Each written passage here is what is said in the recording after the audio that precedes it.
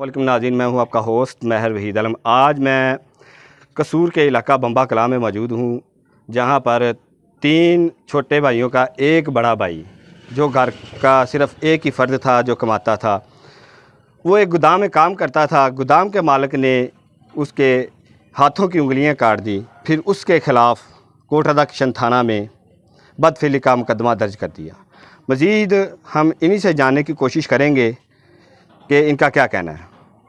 तो जी नाज़रीन, मेरे पास इस वक्त वो बच्चा अवैस जिसके जो उंगलियां काट दी गई हैं गोदाम मालिक की जानिब से, वो मौजूद है। मज़ीद हम इन्हीं से जानते हैं कि उसका क्या कहना है। जी भाईजान, बताइएगा आपके साथ क्या हुआ है? पहले उससे क्या रूटीन की क्या उन्हें नहीं ला के दी, उसमें रफ्टा मार दी चपेट। उसने क्या मैं नहीं ला के दी, मैं उसके जाऊँ, उसने कहा जाओ। उसने 3 बार बस फिर मार दे लेके गोदाम में। अच्छा, तो आपको जब उसने मारा है तो आपको कुछ खिलाया वगैरह था या ऐसे ही मारा उसने? वैसे ही मारा उसने। तो किस चीज़ से आपको मारा है? सोटी थी वहाँ से पॉपुलर थी, उसे मार के लेके मारते उसने पहले उंगली काटी एक।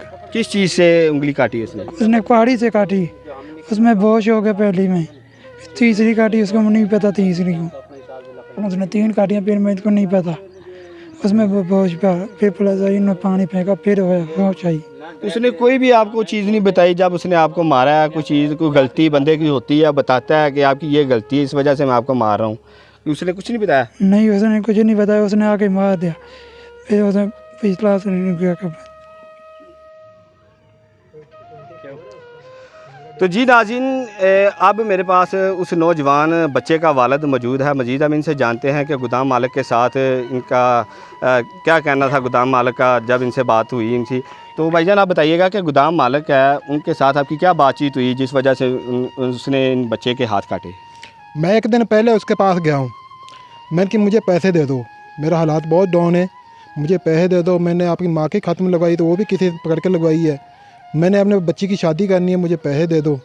उसने कोई हाँ नहीं ना, मैं वहाँ से उठ के आ गया हूँ। अच्छा, तो कितने माह की सैलरी है जो आपने मांगी थी? 9 या 10वें महीने की बारिश पड़ी थी, उससे 5-6 महीने की तनख्वाह होगी। अच्छा, यानी कि 5-6 महीने की सैलरी है, तो आपने तब नहीं मांगी, अब आपने मांगी तो उसने बच्चे के हाथ काट दिए। मुझसे पहले कहने लगा यार मेरा हाथ बहुत तंग है, तो मैं अगले महीने दे दूंगा, अगले महीने दे दूंगा। ऐसे ही वो 5-6 महीने के जोन से पैसे अट गए। तो सुनने में ये भी आया कि उसने बदफेली का जो है मुकदमा दर्ज किया इस बच्चे के खिलाफ। तो इस हवाले से आप क्या कहेंगे?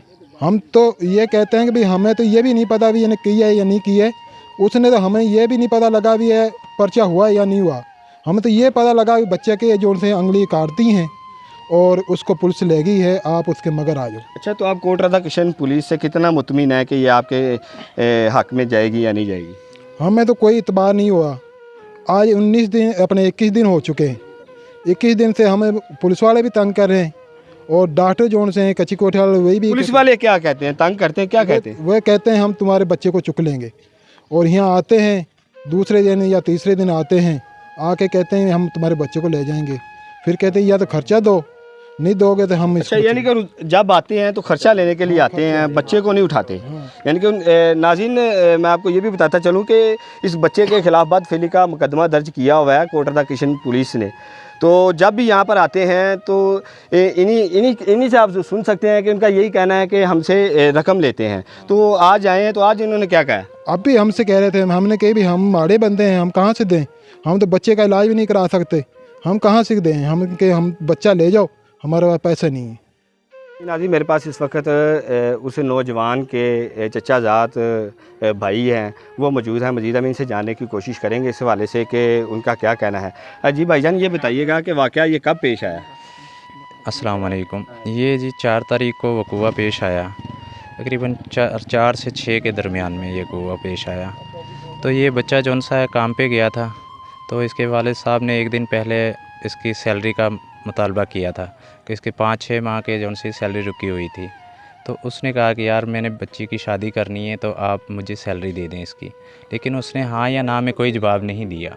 तो बच्चे को सुबह काम पे जाना था, चला गया। तकरीबन 12-1 बजे के दरमियान में ये इसने खाना मांगा और पैसों का मुतालबा किया कि भाई हमें जौन सा पैसे दे दो और खाना भी मंगवा दो, मुझे भूख लग रही है। तो उसके बच्चे ने नहीं ला के दिया, तो उन्होंने खाने का कोई वो नहीं किया। तो उस बच्चे को 2 चमाट लगा के तो उसने कहा खाना ला दो, नहीं ला के दिया। तो उसने कहा मैं अपने घर से खाना खा के आता हूँ। ये रास्ते में आया और रास्ते में से इसको उठा के ले गए मारते कूटते, और इसको जौन सा गोदाम में बंद कर दिया, रस्सियों से बांधा इसको और फिर इससे तशद्दुद किया। ये पूरे ज़ख़म इसकी कमर पे और हाइट पे और इन पसलियों पे ये ज़ख़म मैंने देखे हैं। अच्छा, तो ये कितने बहन भाई हैं? ये तकरीबन 5 भाई हैं और 3 बहनें, 8 बहन भाई हैं। ये कितने नंबर पे है? ये पहले नंबर पे है। तो घर में यानी कि कमाने वाला यही है? हाँ, बाप है, बाप के बाद ये है कि बाप का एक सहारा बना था, लेकिन ये कि वो सहारा भी पूरी ज़िंदगी के लिए अपाहिज कर दिया अच्छा, गया। तो जब ये दरखास्त दायर की गई, आपके खिलाफ भी कर दी गई, आपने उनके खिलाफ कर दी, जी। तो पुलिस का कोई भी अफसर आपके पास पहुंचा?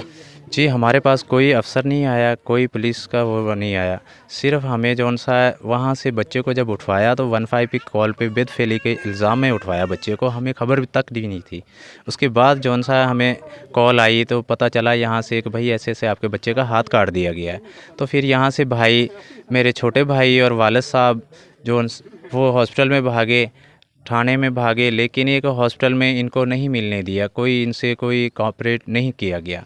वहाँ से सब कुछ ये इनको कहते मेडिसिन लेके आओ, ये करके आओ, वो करके आओ, लेकिन कोई पुलिस उसका रद्द-ए-अमल नहीं कर रही थी। फिर इन्होंने भाई यहाँ से जौन सा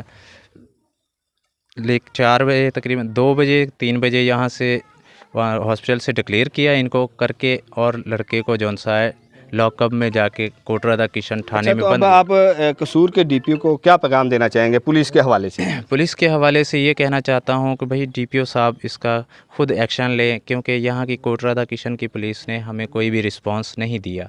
हमारी इल्तिजा है उनसे, रिक्वेस्ट है, और हमारे जौन से उस पर अमल किया जाए, हम इंसाफ दिलाया जाए हमारे बच्चे को।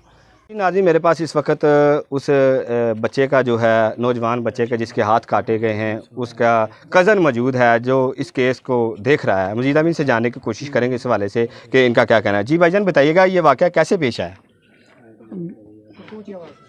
ये वाक़या ऐसे पेश आया कि सुबह यानी कि बच्चा गया है काम पर, और काम पर जाके तकरीबन 2-3 घंटे काम किए उसने। तो दोपहर में यानी कि खाना भी उसे भूख लगी, खाना दे दो, तो खाना भी उन्होंने नहीं दिया। उन्होंने कहा चल भाग जा यहाँ से। तो जब वो बच्चा कहने लगा चल ठीक है मैं अपने घर से खा के आऊँगा, तो जब बच्चे घर आने की कोशिश की तो अपना यानी कि रास्ते में से उसे पकड़ के ले गए और उधर से ही मारना शुरू कर दिया। मारते मारते उधर यानी कि जहाँ काम करता था गोदाम में, तो वहाँ पहुँच गए। उन्होंने फिर उसे मारा। उसके बाद वो तेज़ तार यानी कि कुल्हाड़ी लेकर आए, तो उससे 4 उंगलियां काट दी उसकी। तो जब काट दी तो उसे पता नहीं कि मैं कहाँ हूँ कहाँ नहीं। अच्छा, तो आपने कोटरा दा किशन थाने में कोई दरखास्त दायर की थी? जी, दरख्वास्त दी है, लेकिन उसकी कोई सुनवाई नहीं हुई और वो रद्दी के कागज़ में ऐसे ही पटक दी उन्होंने।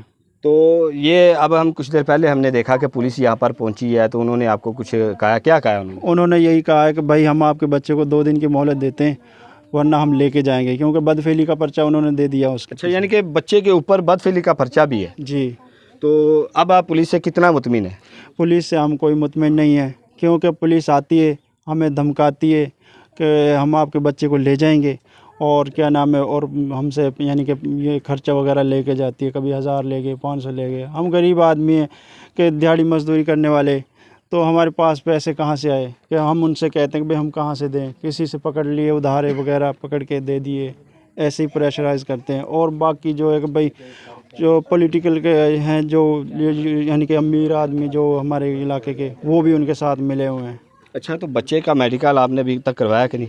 तकरीबन 21 दिन हो गए मुझे ऐसे ही जलील होते। कभी जना वाले कहते हैं कोटरा दा किशन जाओ, कोटरा दा किशन वाले कहते हैं जना में जाओ। ऐसे ही तकरीबन 21 दिन गुजर चुके हैं। तो मैं ये थक हार के बैठा हूँ कि भाई मुझसे यानी कि अब काफ़ी देर हो गई है, अब क्या करूँ मैं। तो जी नाज़रीन, आप ये देख सकते हैं कि इनका यही कहना था कि यहाँ की जो कसूर पुलिस है, हम इनसे बहुत मायूस हैं। डीपीओ कसूर से हमारी गुजारिश है कि इस चीज़ का जल्द से जल्द नोटिस ले।